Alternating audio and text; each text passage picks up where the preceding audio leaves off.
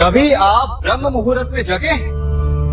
जगकर देखिए, संध्या होने के पश्चात जब रात्रि का अंधकार सारे संसार को धीरे धीरे अपने अंधकार में निगलने लगता है, तो यही अंधकार ब्रह्म मुहूर्त में भोर होने से ठीक पूर्व तनिक अधिक काला हो जाता है। कुछ समझे? हमारा जीवन भी कुछ ऐसा ही होता है। जब हमारे जीवन की समस्याएं अपने अंत पर होती है, तो यही समस्याएं एक भीषण रूप लेकर हमारे समक्ष प्रस्तुत हो जाती है और ऐसे परिस्थिति में अधिकतर लोग हार मान जाते हैं, भय खा जाते हैं। परंतु यदि आप हार न माने, भय न करें, दृढ़ रहें, निरंतर आगे बढ़ते रहें, तो प्रकाश के रूप में हमारा स्वागत करने के लिए सूर्य उदय सदा हमारे समक्ष प्रस्तुत रहेगा। आपने बरगद के वृक्ष को देखा है? जितना विशाल उतना दृढ़।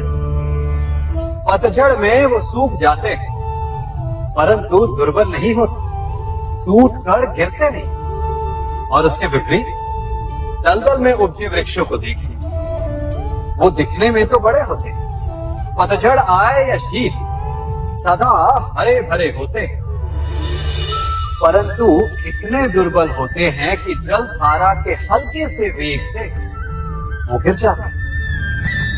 परंतु ऐसा क्यों होता है? कारण है जड़ें। जिसकी जड़ें दृढ़ भूमि में है, वो हर चक्रवात, हर ऋतुओं को सह लेता है, और जिसकी जड़ें दलदल में है, वो स्वयं की जड़ों को दुर्बल बना लेता है। कुछ ऐसा ही मनुष्य भी होता है, जो अधर्म, कुकर्म और असत्य की धरा पर उपजा है। वो समय की एक मार भी नहीं सह पाता, और जो मनुष्य सत्य, धर्म की धरा पर उपजा है, वो हर समस्या से अविचलित हो जाता है। अब आप पर निर्भर करता है कि आप क्या बनना चाहते हैं। हमारे जीवन में मित्र और शत्रु बड़ा महत्व रखते हैं। यदि गंभीरता से सोचा जाए तो ऐसा कोई क्षण नहीं जब हम अपने मित्रों के बारे में ना सोचते हो या फिर अपने शत्रुओं के बारे में। हमारा हर कार्य या तो हमारे मित्रों के हित के लिए होता है या फिर हमारे शत्रुओं के अहित के लिए। हम हर स्थान या तो अपने मित्रों के साथ होते हैं या फिर अपने शत्रुओं के साथ। कोई नहीं चाहता कि उनका शत्रु प्रसन्न रहे। हर कोई अपने शत्रु को नष्ट कर देना चाहता है, और ऐसा करने के लिए वो हर संभव प्रयास करता है। उसे आर्थिक, मानसिक और शारीरिक हानि पहुंचाने का प्रयास करता है। परंतु यदि मैं आज आपको ऐसा मंत्र सिखाऊं जिससे आप अपने शत्रु को सदा के लिए नष्ट कर दें, तो और वो मंत्र है मित्र बनाना। अपने सभी शत्रुओं को अपना मित्र बना लीजिए और आपके सारे शत्रु स्वतः ही समाप्त हो जाएंगे। मैं क्या कर रहा हूं? मैं दिए प्रज्वलित कर रहा हूं ताकि अंधकार को मिटा सकूं। अब आप कहेंगे कि इसमें कौन सी बड़ी बात है ना? परंतु इसमें महत्वपूर्ण बात समझने के लिए यह है कि मैं क्या नहीं कर रहा हूं, और मैं अंधकार नहीं कर रहा हूं। क्योंकि अंधकार को मिटाने के लिए प्रकाश का अस्त्र तो उठाना ही पड़ता है। बुराई को बुराई से नहीं, अच्छाई से जीता जाता है। अन्याय को अन्याय से नहीं, न्याय से लड़ा जाता है।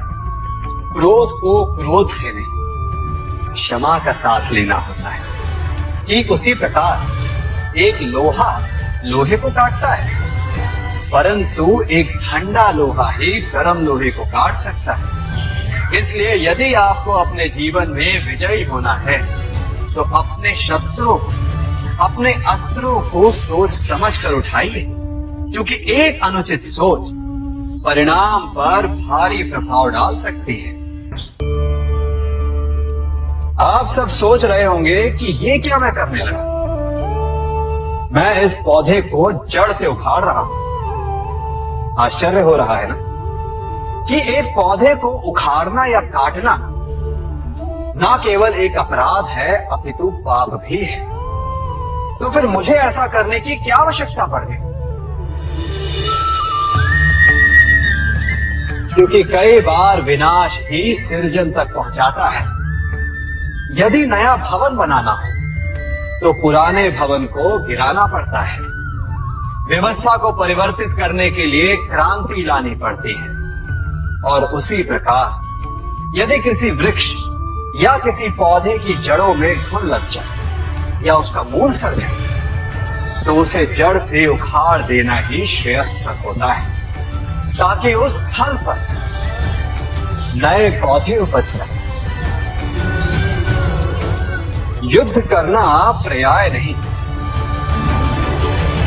परंतु कभी कभी शांति के लिए युद्ध करना आवश्यक हो जाता है। संसार में सबसे श्रेष्ठ क्या है? फूल या कांटे, प्रेम या घृणा, संपन्नता या दरिद्रता, मित्र या शत्रु? बताइए। अब आप भी कहेंगे कि भला ये कोई पूछने की बात हुई? अवश्य फूल, प्रेम, संपन्नता और मित्र ही श्रेष्ठ। परंतु क्या आपने अपने जीवन में कभी सोचा है कि हर एक भाव, हर एक वस्तु, हर एक घटना का एक गुण धर्म होता है? त्वचा पर जलन करने वाले फूलों से अधिक श्रेष्ठ वो कांटे हैं जिनसे आप अपने घर की बाढ़ बनाते हैं ताकि वन्य पशु आपके भीतर ना आ सके। वो प्रेम श्रेष्ठ नहीं जो आपको अंधा, लोभी, पक्षपाती बनाता। वो घृणा श्रेष्ठ है जो आपको नया मार्ग दिखाता। वो संपन्नता श्रेष्ठ नहीं जो आपको कृपण बनाता, मतदान बनाता।